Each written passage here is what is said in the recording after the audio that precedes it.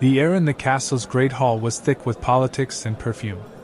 Lancelot, leaning against the marble column, swirled the wine in his glass, his mind miles away on a dusty battlefield. Then it came, a thread of pure, crystalline sound weaving through the noise. A voice, wordless and haunting, drifted from the gardens. It cut through his boredom like a blade. Excusing himself with a practiced lie, he followed the melody, a hunter on a new, inexplicable trail. Pushing aside a curtain of willow branches, Lancelot stopped dead. There, in a circle of moonlight, sat Odette.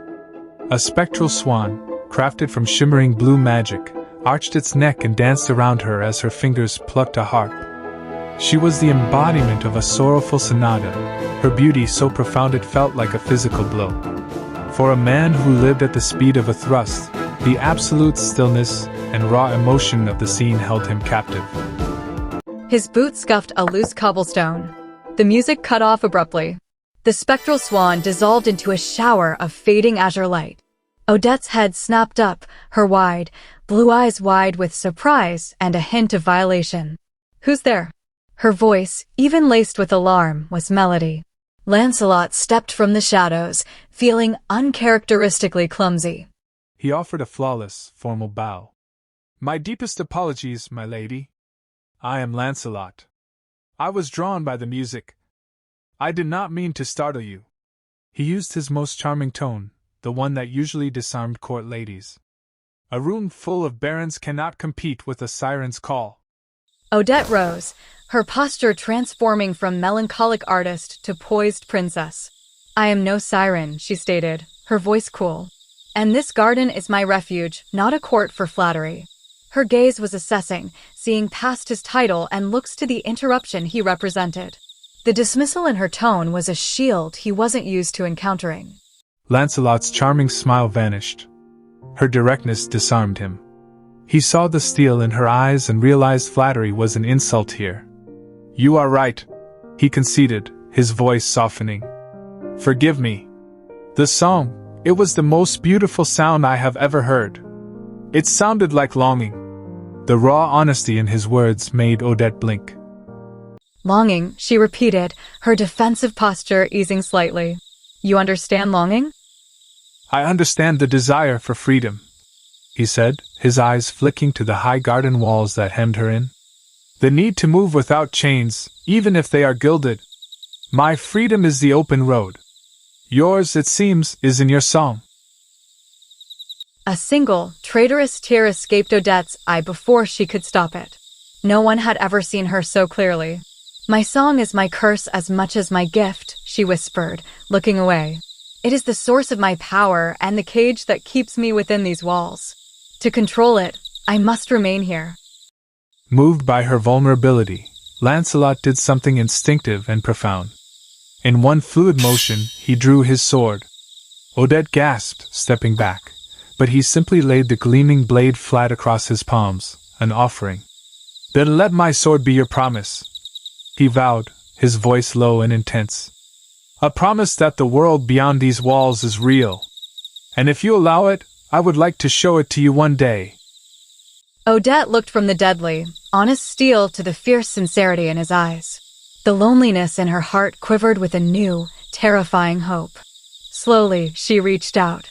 Her fingers, delicate and cool, did not take the sword, but gently brushed the intricately woven hilt, her skin whispering against his. A spark, both metaphorical and strangely physical, passed between them. "Perhaps," she breathed. "Perhaps one day." He did not leave that night. Instead, he sheathed his sword and offered his arm. Would the lady grant me a tour of her refuge? For the next hour, they walked the garden paths. He spoke of deserts and mountains. She pointed out rare night-blooming flowers. They were a prince and a princess, for a moment, just a man and a woman. As they passed a stone gargoyle, a large moth startled Odette. In a blur of motion almost too fast to see, Lancelot's sword was in his hand and the moth was neatly sliced in two, its wings fluttering to the ground.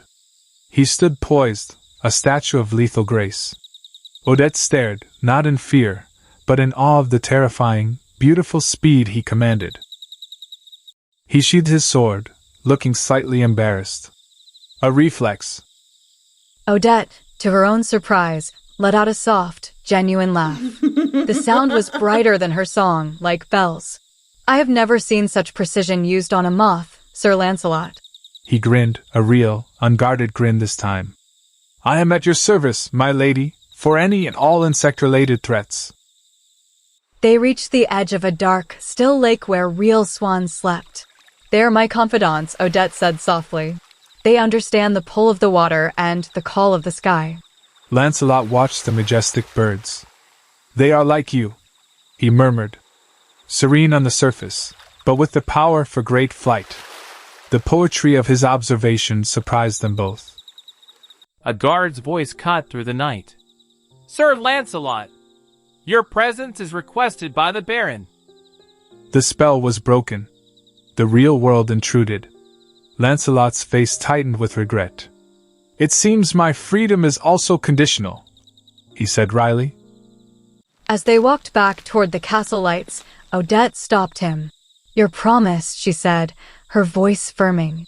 The one you made with your sword. Do not make it lightly. Lancelot turned to her, his green eyes deadly serious. Odette, he said, using her name for the first time, a deliberate and intimate act. I have never been more serious in my life. Before they parted at the garden's edge, Odette plucked a single, perfect moon lily. She hesitated, then tucked it into the clasp of his cloak. So you do not forget the silence amidst the noise of your battles, she said. The delicate white flower was a stark contrast against the dark, battle-worn fabric.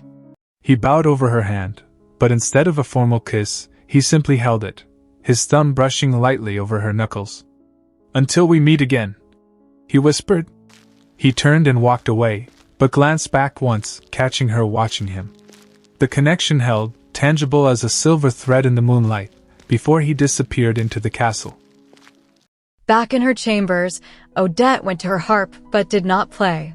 She simply stared at her hands, where the ghost of his touch still lingered. The garden, once her solace, now felt emptier than ever. His words had painted colors on the gray walls of her world. For the first time, her longing had a name and a face. Lancelot stood on the castle ramparts, the moon lily in his hand. The scent was subtle and sweet, like her song. He looked out at the sprawling, sleeping kingdom, but his mind was in a single, moonlit garden. The reckless blade of the Empire had found a reason to be careful, a reason to return. He who lived for the thrill of the fight, now found a deeper thrill in the memory of a silent promise and the hope of a future duet. The adventure was no longer just about the chase, it was about the return.